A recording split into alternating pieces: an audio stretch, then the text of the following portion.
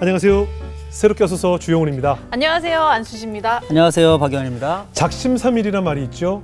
뭔가 일을 계획할 때 내가 계획해서 일을 벌이게 되면 꼭 실패하는 것 같습니다. 맞습니다. 그런데 이게 하나님 은혜로 하게 되면은 힘들 때도 있겠지만 끝까지 할 수 있게 감당하게 해주시더라고요. 네. 아마 오늘 초대 손님도 그런 분이신 것 같아요. 네. 한참 꽃 피울 나이에 너무 아팠고 지금 현재는 한참 꽃 피울 나이인 아이들의 친구와 엄마가 되어주시는 분이십니다. 네. 러브 더 월드 대표이자 웨이처치 사모님이신데요. 서지영 사모님 모시겠습니다. 어서 오세요. 안녕하세요.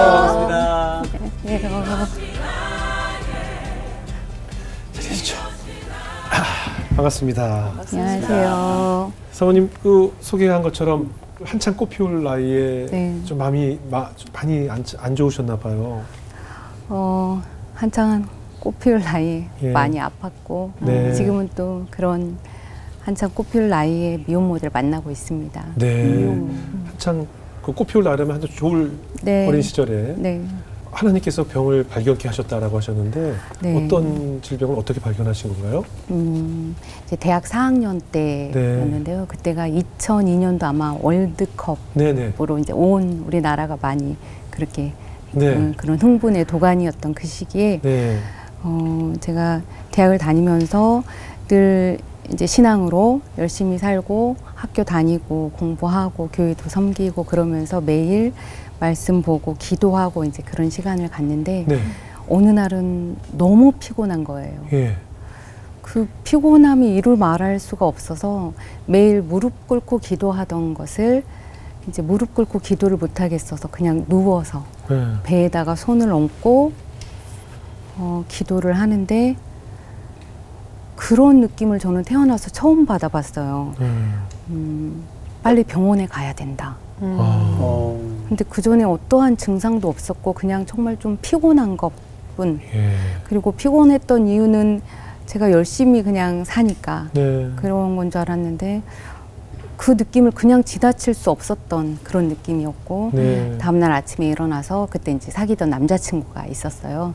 남자친구에게 오빠 내가 병원을 가야 될 것 같다. 네. 그리고 대학교 앞에 있던 내과에 예. 병원을 갔는데 가서 생전 처음 이제 복부 초음파를 예. 했었어요. 여자 선생님이셨는데 복부 초음파를 이렇게 하시더니 아무 말씀을 안 하세요.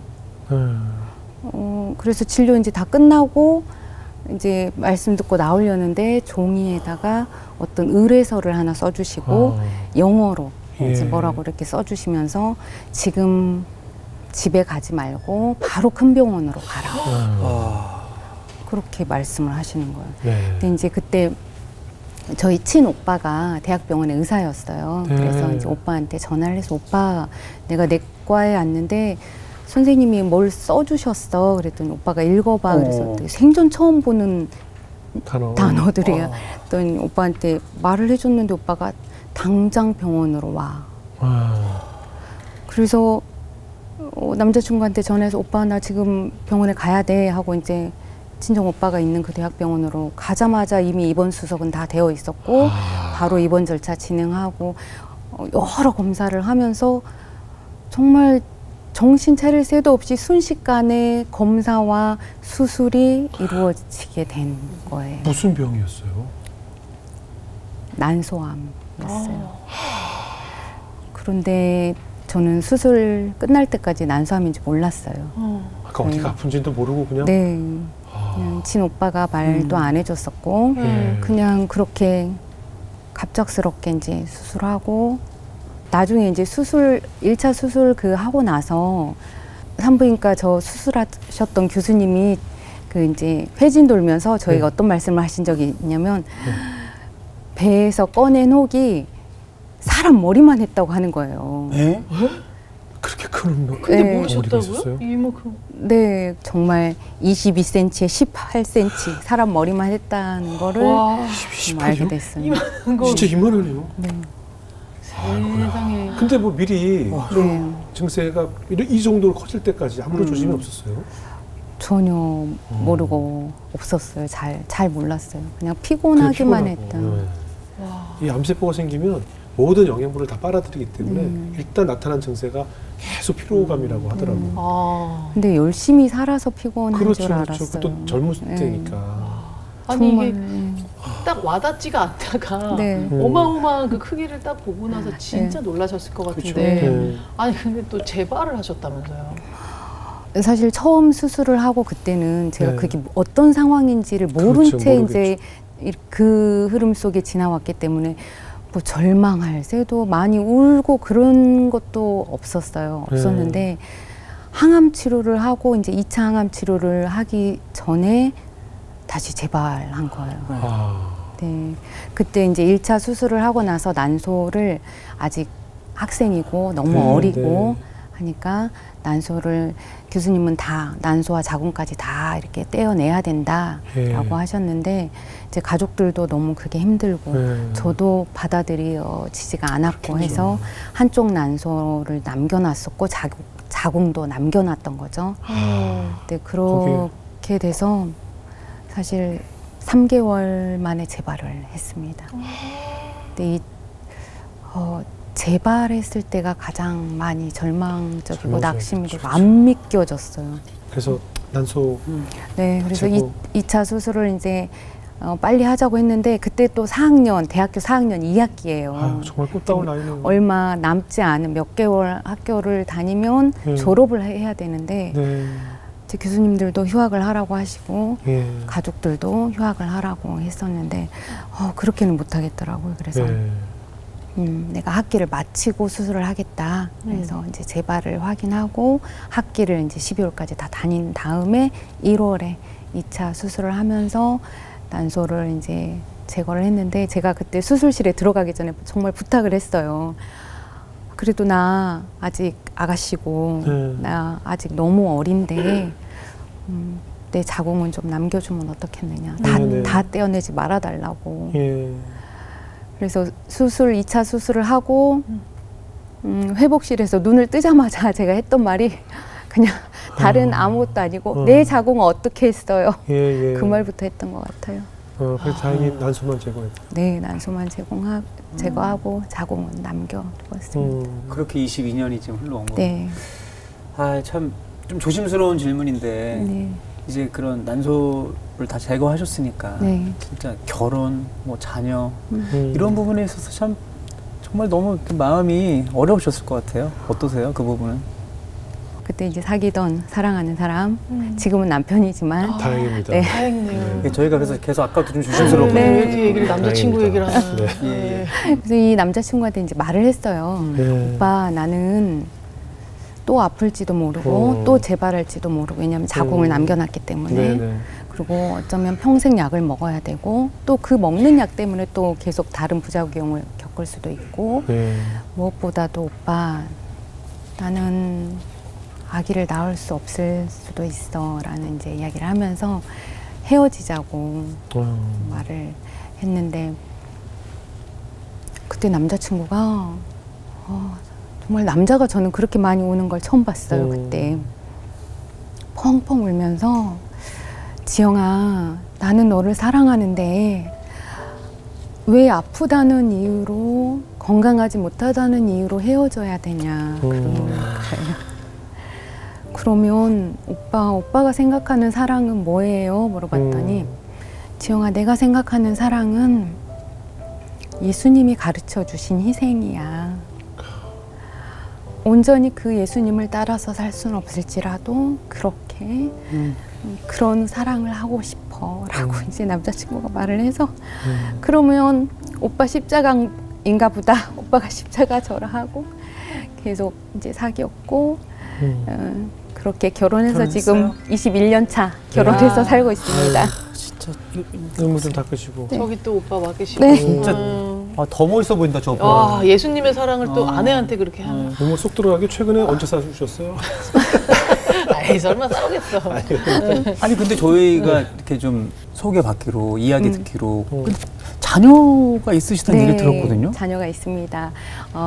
우리 첫 아들 네. 12살 의진이 네네. 그리고 10살 여진이 저희 두 아이가 있습니다. 네. 이제 난소를 제거하셨는데 그래서 또 임신을 위해서 많은 노력을 하셨겠죠. 네. 저희가 이제 결혼하고 올해가 21년 차인데 네. 이제 남자친구랑 결혼하고 11년 동안은 아이가 없이 둘이 살았어요. 둘이 네. 되게 알콩달콩 재미나게 살았고 네. 얼마나 서로 정말 그렇게 잘 사랑하면서 네, 예쁘게 네. 살았는지 몰라요. 근데 그 11년 동안도 우리 가정에 믿음의 유산을 남길 그런 가정이 되었으면 좋겠고 그런 네. 아이들을 하나님께서 주실 것이다 라는 그런 기도를 하면서 시험관 시술도 사실 몇 번 했었고 네. 근데 다 실패했어요. 네. 근데 그렇게 실패할 때마다 남편에게 가장 미안하고 그렇겠죠. 이렇게 착하고 선한 사람의 아이를 나는 낳아줄 수 없구나라는 생각에 참 많이 미안했어요. 네. 결국 이제 입양이 되었지만 그 입양을 진행하는 과정 중에 네. 입양 기관에 이제 입양 상담을 네. 네. 하고 입양 기관에 문을 두드리는데 네. 입양 기관에 상담도 안 받아주는 거절을 왜요? 계속 당했어요. 왜요? 저는 많이 아팠다는 것 때문에 오. 이제 아이를 입양해서 키우려면 부모가 건강해야 되는데 그러니까 엄마의 병력이 네. 그게 되게 또 네. 영향이 그것도 안 있군요. 돼요? 네, 입양할 때는 이제 건강 기록을 다 제출해야 되는데 그래요? 저는 이제 많으니까 그래서 그 입양도 거절당할 때 얼마나 참 많이 그렇죠. 또 상처받았겠네요. 예, 서럽고 나는 엄마도 못 되는가 아, 그랬었는데 입양조차 안 되나? 네, 참 많이 그랬는데 그래도 하나님께서 은혜 주셔서 예. 저희가 기적적으로 아들 의진이를 만났습니다. 그럼 의진이를 몇 살 때 처음 입양했어요? 의진이를 2살, 그러니까 연장아동이라고도 하는데요. 네. 13개월이 넘어선 아들을 만났어요. 예. 그래서 이 아들을 이제 처음 입양 기관에서 저희한테 먼저 사진을 보내줬는데 네. 아빠 될 남편이 목사잖아요. 예, 예. 근데 이 애기는 머리카락이 하나도 없는 동자승 같은 거예요. 근데 이제 남편도 깜짝 놀랐죠. 이렇게 신생아나 여자 아기가 아니고 네. 이렇게 다 큰 남자 예. 아기를 입양을 우리가 할 수 있을까 했는데 예. 한번 만나보자 예. 라고 해서 이제 입양 기관에 가서 만났어요. 예. 만났는데 이 아기가 너무 예쁜 거예요. 이 아이가 이제 처음 만나서 낯설어하고 낯가리고 하면 어떡하나 했는데 이 아이가 저한테 한 번에 안기는데 정말 환하게 웃으면서 꽉 안기는데 그 모습을 보고 남편도 저도 이 아이 우리가 키우자 해서 정말 준비를 열심히 해서 두 번째 만났을 때 아이를 데리고 와서 결국은 지금은 우리 아들로 가족으로 살고 있습니다. 남편도 입양에 대해서는 또 의견을 같이 하신 거고요. 남편이 입양의 마음을 열기까지는 시간이 좀 걸렸어요. 물론 이제 저랑 연애할 때 제가 아프기 전이었죠. 네. 연애할 때 저희가 이야기를 할 때는 우리가 결혼을 해서 아이를 낳아도 예. 또 몇 명 낳고 몇 명은 입양하자. 예. 저희는 둘 다 사회복지를 전공하면서 이렇게 네, 이제 네. 학교에서 만났었으니까 네. 그런 이야기를 했었는데 이제 결혼하고는 남편도 마음에 염두는 두고 있었지만 이제 그 입양에 그렇죠. 마음을 현실하고 열기는 또, 쉽지 예, 않았고 시즌이. 시험관 시술 몇 번 하면서 이제 남편이 믿음이 좋아서 네. 하나님께서 들어주실 줄 알았대요. 네, 네. 아기를 낳게 해주실 줄 알았다고 하더라고요. 근데 네. 이제 11년 동안 안 되면서 네. 남편도 점점 기도하고 기도 응답으로 입양을 해서 우리가 가정을 이루자라고 마음을 열어주었습니다. 그러게요. 참 이게 그냥 막연한 생각과 네. 막상 현실로 닥쳐서 실행을 한다는 것은 또 다른 이야기니까. 그래서 이 사랑스러운 아들을 이제 입양을 해서 행복의 가정을 꾸리셨는데 그 큰아이 키우면서 또 사건이 있었나 봐요. 이제 의진이를 만나면서 네. 저와 남편의 인생이 완전 바뀌었다고 말을 할 수 있을 것 같아요. 네, 네. 의진이를 만나서 이 아이를 키우면서 그전에는 항상 부모가, 엄마가, 아빠가 아이에게 헌신적인 사랑으로 아이를 양육한다고 그렇게 생각을 했어요. 네. 그런데 이 아이가, 이 조그만 아이가 그냥 엄마라고, 아빠라고 보여주는 그 사랑, 그 예쁨, 그 이쁜 짓, 그게 저희한테 얼마나 큰 기쁨이고 행복이고 감사였는지. 근데 그거를 저희가 누리면서 어쩌면 우리 의진이를 낳은 생모가 그 위기의 순간에 누군가의 도움이 정말 조금이라도 누군가가 도와줄 그런 사람들이 있었더라면 지금 내가 받고 있는 이 기쁨과 이 충만함을 그 의진이 낳은 생모가 받고 있지 누려야 않을까 그런 생각이 드니까 남편과 제가 결단하고 이제 미혼모를 지원하는 러브 더 월드 사역을 이렇게 해보자라고 했는데 또 그 시기에 저기 안산 쪽에서 100일 된 딸아이를 키우고 있는 어떤 미혼모가 연락이 왔어요. 도와주세요. 지금 월세를 3개월, 4개월 차 밀려가고 있고 전기세, 뭐 도시가스 이런 거 못 내서 다 끊겨 있고 집에 먹을 게 하나도 없어요. 그때가 한겨울이었거든요. 목사님 사모님 이런 사역을 한다는 걸 어떻게 듣고? 그 전에 이제 봉사를 하고 뭐 이렇게는 했었지만 이제 더 구체적으로 이렇게 의진이 입양하고 나서 저희가 이런 미혼모들을 도와줘야지 하는 마음을 먹는 차에 또 그렇게 또 연락이 됐어요. 온 거예요. 그래서 이게 실제인가? 이런 시대에 전기가 끊기고 도시가스가 끊기고 아기를 키우는 엄마인데 먹을 게 없다고 그래서 남편이랑 저희 의진이랑 차 타고 찾아갔어요.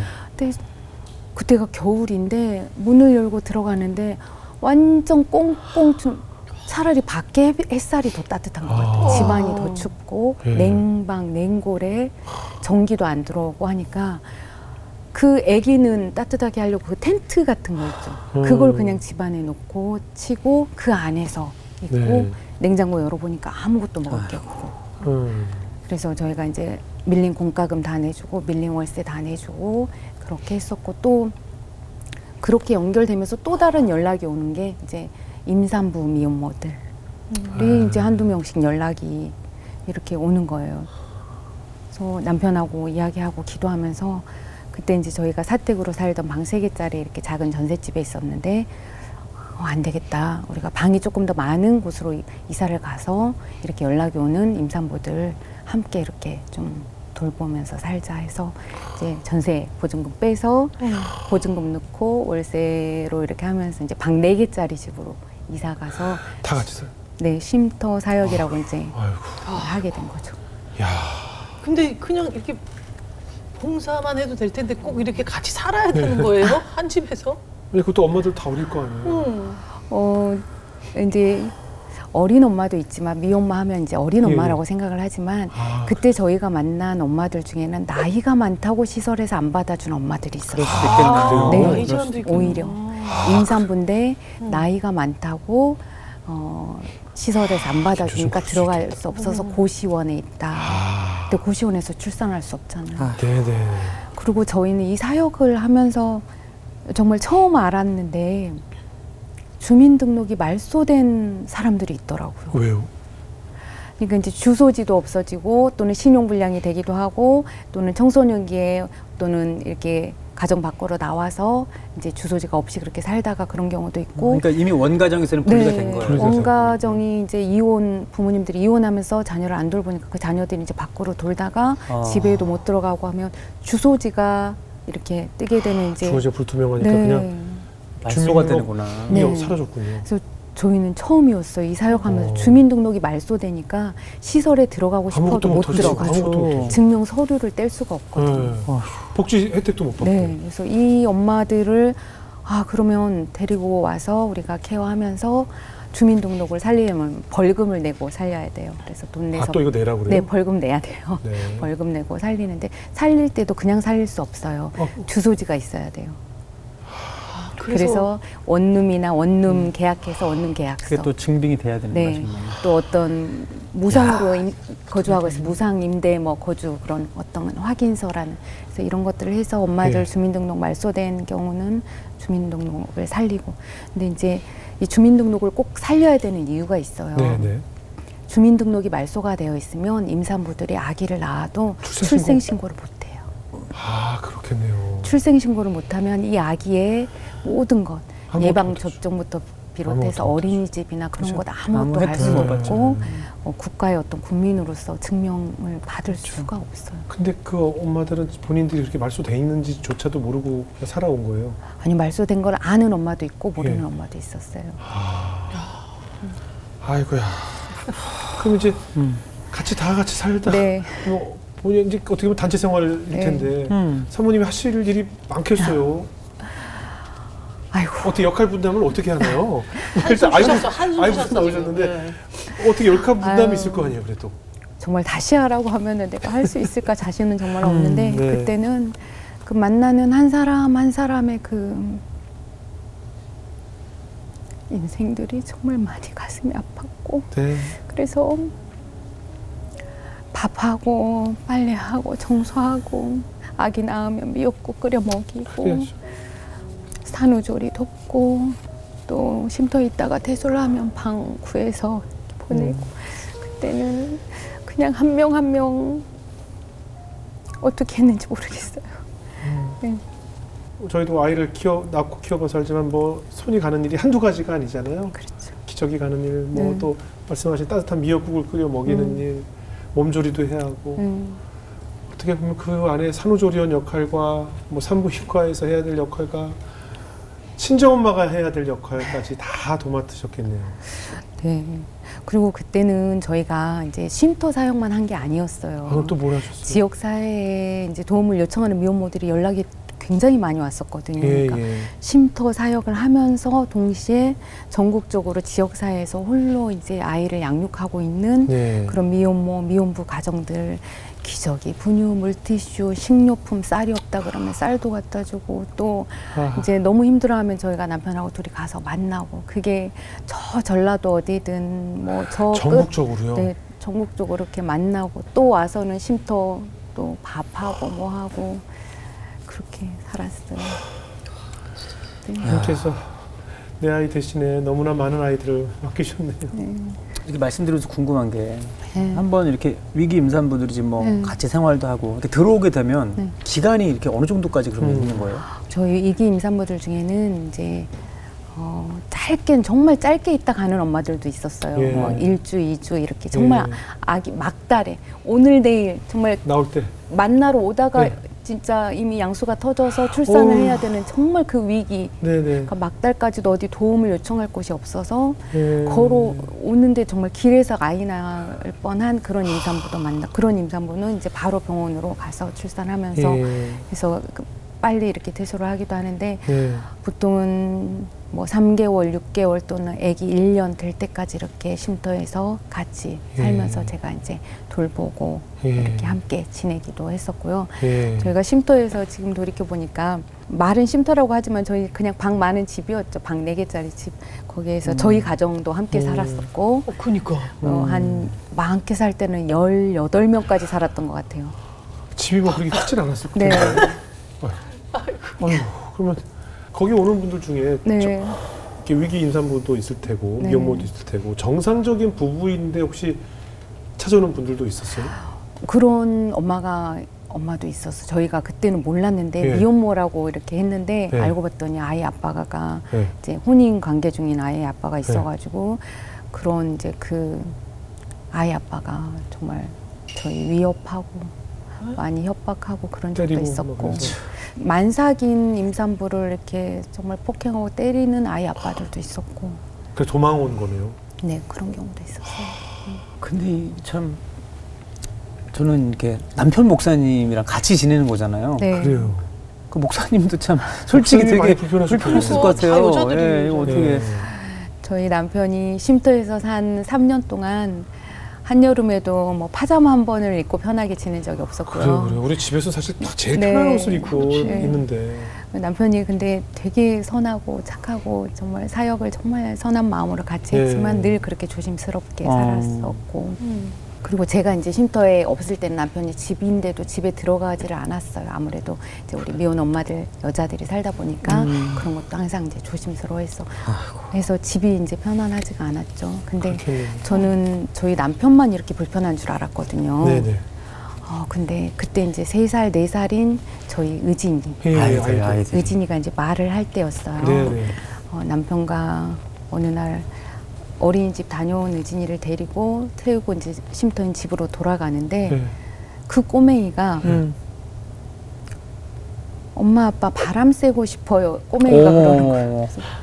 그래서 이제 집에 가서 저녁 먹어야지 했는데 엄마 거기는 우리 집이 아니고 쉼터잖아요.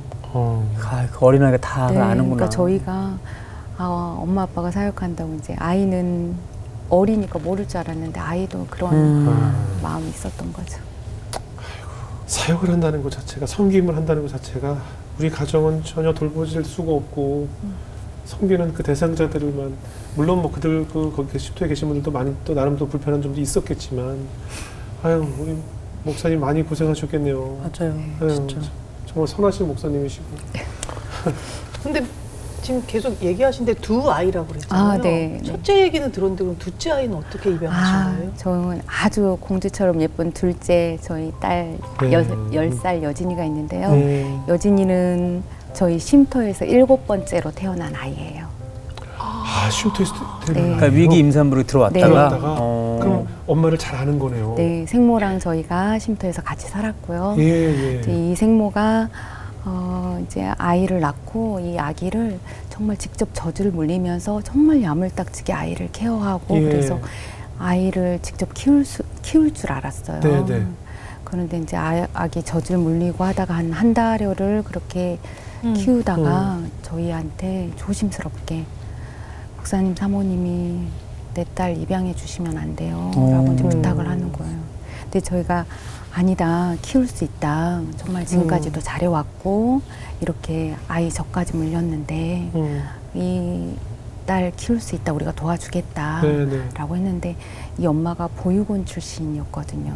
그러니까 예. 본인이 그렇게 힘들고 어렵게 부모가 없이 자라왔다 보니까 자기 딸을 그렇게 또 그런 환경 속에 키우고 싶지 않아 했었고 의진이를 입양해서 양육하는 이제 저희들의 모습을 보고 있으니까 자기 딸을 이제 입양을 해달라고. 그러니까 이분들이라면 네. 그런 마음이 있었겠죠. 그렇게 해서 이제 저희가 100일 정도까지 쉼터에서 이 생모가 여진이를 키웠고요. 예. 또 이름도 정말 이 생모가 출생신고할 때 저희한테 이름을 지어달라고 하는 거예요. 예. 그래서 저희가 여진이라고 지어줬어요. 저희한테 또 지어달라고 하니까 그때는 네네. 저희 딸이 될 줄 모르고. 근데 어떻게 보면 돌림이 되는 그러니까 네, 의진이, 여진이 이름도 너무 그렇게 이뻐요. 됐고, 100일 때까지 엄마가 이제 생모가 키웠고 100일 이후로는 이제 제가 저희 방으로 와서 키우면서 아이고. 이제 제가 엄마가 되고 생모는 이제 이모가 된 그런. 우리 첫째 오빠 반응은 어땠어요? 사랑을 이제 또 나누게 되니까. 그 사랑을 나누는 그런 것보다도 네. 이제 저희가 두 아이를 입양을 했잖아요. 그리고 예. 이 의진이는 어리지만 아는 거예요. 알죠. 여진이는 저 누구 이모의 딸인데 왜 우리 방에 와서 자고 엄마가 내 엄마인데 왜 여진이한테도 내가 네 엄마다 그러고 자기한테 자기 동생이라고 하는지. 그래서 어느 날 아침에 새벽에 일어나서 의진이가 저랑 아빠한테 물어보는 거예요. 엄마, 나는 엄마 배에서 나왔죠? 근데 그 아이에게 말을 해줬어요. 의진아, 의진이도 엄마 배에서 나오진 않았어. 근데 의진이가 이제 자꾸 내 배를 이제 만지면서 나 엄마 배에서 나와야 되는데, 근데 저는 이제 이미 수술 자국들이 있으니까 의진이한테 보여주면서 엄마가 이렇게 아파서 우리 의진이를 낳을 수가 없었어. 근데 의진이는 엄마 아들이고 엄마가 많이 사랑해 하는데 한동안 의진이가 정말 많이 울었어요. 정말 많이 울더라고요. 아, 3살의 아이가 예. 감당하기에는 많은 일들이 있었어요. 근데 이렇게 사실 참 선한 일을 하다 보면 네. 참 감사하고 보람되고 기쁘기도 하지만 사실 사람인지라 지칠 때도 있잖아요. 네. 그럼요. 어떠셨을까요? 정말 선하고 정말 아이 키우기 위해 쓰는 그런 우리 미혼모들도 많이 있었는가 하면 네. 때로는 저희를 이제 속이고 거짓말하기도 하고 아. 또 거기에다가 이제 그런 의미하는 말들, 미혼모들 이용해서 돈 벌려고 하는 거 아니냐라는 그런 말도 듣기도 할 때는 아, 이런 사역을 하는 게 무슨 의미가 있을까 그런 생각도 들었고, 저희가 다 어떻게 말을 할 수는 없지만 저희는 또 그리고 후원해 주신다고 찾아왔는데 사기도 당하고. 네. 참 애 아빠들이 혹시 찾아와서 뭐 남동 본 적 있으세요? 애 아빠들이 찾아와서 정말 그런 게 무서운 것 같아요. 내가 잘못을 하면은 뭐 이렇게 좀 법의 그런 심판을 받으니까 조심해야 되겠다 그런 마음이 아니라 너 찌르고 나 감옥 간다 이런 마음을 가지는 사람들도 있더라고요. 그래서 그리고 또 이제 저와 남편이야 뭐 그렇게 이제 그렇게 하나님 부르심 받으면 가면 되지만 네. 저희 아이들이 있잖아요. 그렇죠. 이제 저희가 지원했던 그런 미혼모나 또는 미혼부나 또는 뭐 어떤 미혼모의 아이 아빠들 중에는 이제 저희 아이들 네. 목사님네 집이 어딘지 알아요. 목사님네 의진이 여진이가 어느 어린이집 다니는지 내가 다 알고 있어요. 막 하면서 이제 이렇게 협박을 할 때는 왜 협박을 하는 거야? 뭘 어떻게 해달라고? 왜 이제 그러는 더 자기 지원해주고 뭐 돈 돈 달라고 달라고? 하고 뭐 그러기도 하고. 그러니까 거기 이렇게 맡겨질 때는 전혀 책임감 없이 나몰라를 하다가 여기서 보호받으니까 와가지고 그런 식으로 또 행동을 하는 거죠. 네, 대부분의 우리 미혼모나 미혼부들은 이제 이런 거는 정말 특수한 상황이었고 대부분은 선하게 자기 아이 키우면서 열심히 살아가려고 해요. 사이다 없죠? 속상해, 너무 네, 속상 속상하죠. 답답하고. 아유. 그래도 이런 힘든 가운데도 이 사역을 계속 이어나가시는 이유가 있겠죠? 한 번은 이제 제가 이 사역 초창기에 허리 디스크가 터졌어요. 아, 이제 아이도 키우고 쉼터 사역도 하고 하면서 이제 네. 허리 디스크가 터져가지고 하반신 잘 못 사용하고 잘 못 걸어서 휠체어를 탈 때가 있었어요. 예. 이제 휠체어 타고 그랬는데 신경 차단 시술이라는 걸 여러 번 했어도 안 되더라고요. 통증은 심해지고 결국 이제 대소변 감각을 모를 정도로 하반신 마비라고 해야 되나 이제 느낌이 네네. 없어지는 정도. 그래서 119 불러서 타고 가서 긴급 수술을 하고. 근데 그때 저 수술을 정말 긴급하게 하고 나서 남편과 이야기를 했어요. 여보, 우리는 이런 사역을 할 만한 사람들이 아닌가 봐. 아, 우리는 뭐 돈도 없고 건강도 없고 또 이렇게 이제 육체적으로도 뭐 많이 지치고 하니까 마음도 많이 지치고 그래서 우리가 사랑이 없다. 그러니까 이런 사역을 우리가 그만하면 좋겠다라고 네. 이제 그런 이야기들을 나누던 그때 문자가 오고 연락이 오는데 네. 그 전에 도와줬던 도움을 조금씩 받았던 미혼모들이 연락이 오는 거예요. 뭐라고 하요? 사모님 병실에 지금 혼자 계시죠? 목사님 의진이 돌보느라 제가 가서 간병해 드릴게요. 사모님 식사는 잘 하세요?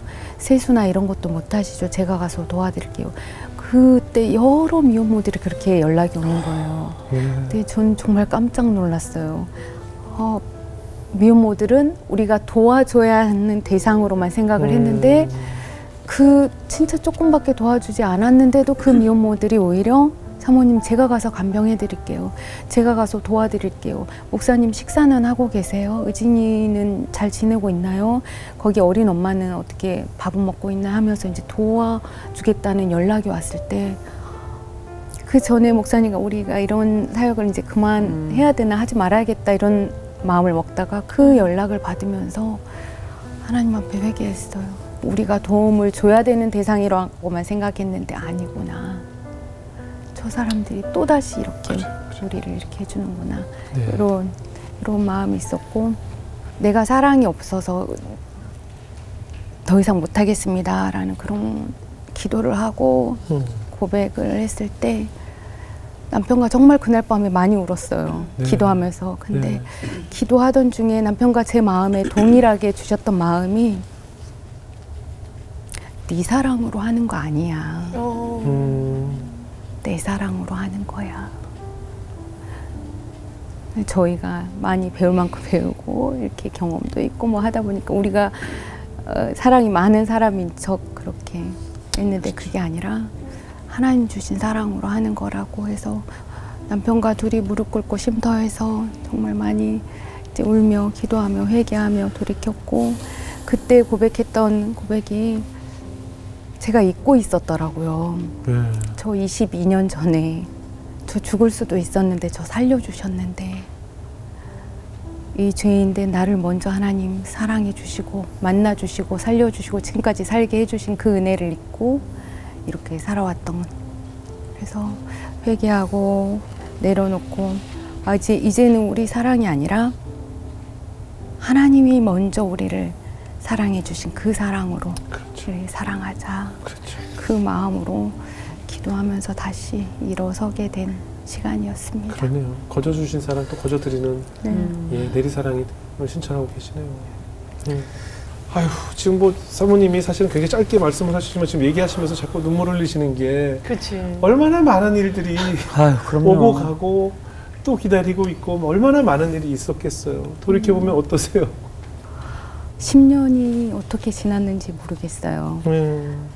10년을 했다는 게 저도 믿겨지지도 않고 지난 10년간을 돌이켜보면 부족한 나를 하나님께서 성숙의 길로 이끄셨구나라는 그런 고백이 나오고 나를 받아주신, 나를 전적으로 정말 받아주신 하나님 아버지께서 내가 하나님 아버지를 부르듯이 우리 미혼모, 미혼부 그리고 우리 아이들도 하나님을 아버지라고 부를 수 있는 그런 사랑을 주셨구나 라는 그런 고백밖에는 지금은 할 수가 없어요.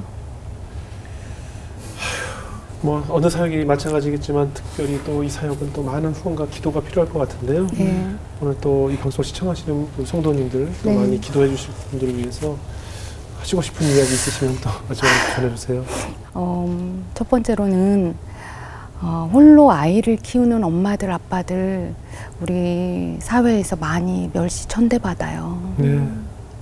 그래서 홀로 아이를 키우는 이 가난하고 소외된 이 엄마들, 아빠들 따뜻한 눈으로 바라봐 주시고 환대해 주시면 좋겠어요. 그리고 이제 두 번째는 지금은 쉼터 사역은 안 하고 이제 종료했지만 저희가 전국적으로 미혼모, 미혼부 가정들 한 2,000가정 이상을 지원하고 있어요. 그런데 이제 미혼모를 돕는다라고 이렇게 들으시면 분유, 기저귀, 물티슈 등 그런 이제 임산부와 출산한 갓 태어난 아기들만 생각하고 또 어린 엄마만 생각하고 어린 아기들만 생각하시거든요. 근데 저희가 돕고 지원하는 미혼모 가정들에는 초등학생, 중학생, 고등학생 이런 학령기 자녀들 키우는 미혼모 가정, 미혼부 가정 많아요. 그래서 러브돌드 사역에 기도해 주시고 관심 가져주시고 연락 주시면 저희가 어떻게 도울 수 있는지 이렇게 뭐 안내를 해드릴 거고 또 마지막으로 한 가지는 이 사역을 이제 저랑 남편만 하는 게 아니고요. 저희 사무국에 사역자들이 몇 명 있어요. 그 중에는 이제 도움을 받던 미혼모였다가 지금은 또 엄마들을 돕는 그런 미혼모로서 저희 간사로 함께 사역하고 있는 3명의 간사들도 있고 뭐 다른 사역자들도 몇 명 있지만 그래서 이제 저희 러브돌드 사역자들이 육체적으로도 많이 지치지만 심리 정신적으로도 많이 힘들어요. 그래서 우리 러브돌드 사역자들의 몸과 마음 강건할 수 있도록 기도를 부탁드립니다. 그래요. 저도 이렇게 이런 또 분들 사역하는 분들이랑 같이 동역을 하다 보니까 이렇게 물품 후원 이제 이런 걸 오픈하잖아요. 그러면 정말 사용할 수 있는 좋은 물품을 보내야 되는데 그냥 집에서 거의 쓰레기처럼 있는 거 그런 걸 보내는 거예요. 혹시 러브더월드에도 그런 일들이 좀 있을까요? 그런 일도 많이 있어서 그래요? 되게 속상해요.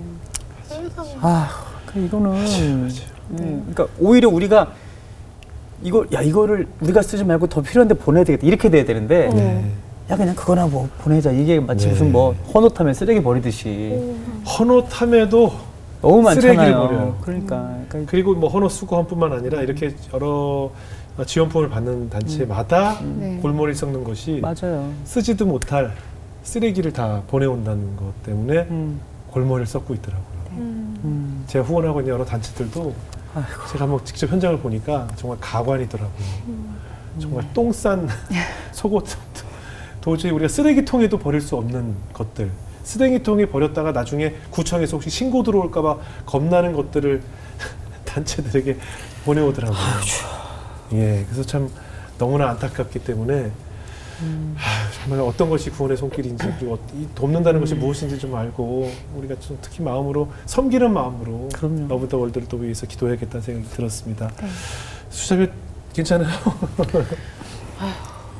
그 하나님이 얼마나 약하고 어둡고 외로운 존재들을 사랑하시는지 그걸 참 많이 깨달아요. 제가 이 프로를 하면서. 예. 근데 종류가 참 많아요. 어떻게 보면은. 근데 미혼모에 대해서 오늘 제가 너무 많이 알게 돼서 너무 좋고요.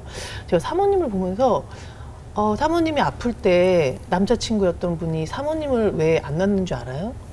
네. 사모님 같은 사람이 없을 것 같아요. 정말 저는 여성으로서도 너무 멋있고 약간 깊은 어떤 커다란 강같이 제가 받아들여지거든요. 그랬을 때 그 강에 너무나도 많은 아픔을 품어줄 수 있을 것 같은데 부디 사모님이 사모님 자신을 더 아끼고 그래요. 사랑했으면 좋겠다 그래요. 이런 생각이 들었어요. 그래요. 감사합니다. 박영 목사님.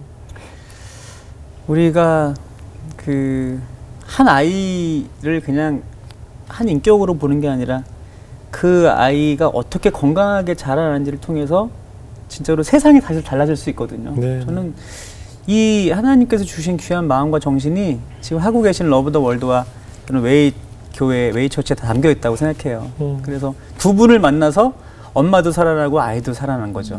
네. 근데 이거는 정말 혼자서 할 수 없고 한 아이가 자라나기 위해서는 마을이 필요하다 그러는데 오늘 이 방송을 통해서 저는 두 분이 이 길을 두 분만 가는 게 아니라는 것을 좀 하나님이 더 많이 알게 해주셨으면 좋겠어요. 그래요. 네, 더 많은 정말 사랑의 손길, 또 후원의 손길, 기도의 손길이 두 분의 앞으로의 또 이후에 10년, 20년, 30년의 사역을 더 응원할 수 있도록 하나님이 이렇게 많은 동역자들과 이 길을 가는 것을 기뻐하시는구나. 저는 이런 일들이 오늘을 기점으로 더 일어날 수 있도록 저희도 다 함께 기도하도록 하겠습니다. 그럼요. 고맙습니다.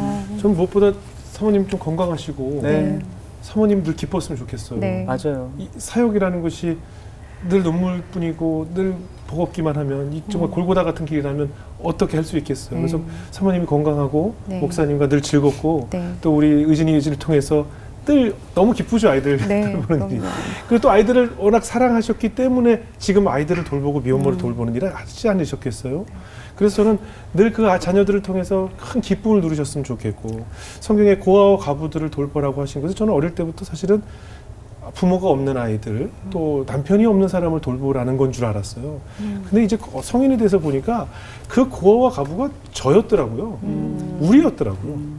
뭐 아버지가 없는 아이가 고아고 남편이 없는 사람이 과부가 아니라 헐벗고 외롭고 이 사회에서 돌보지 않는 존재들.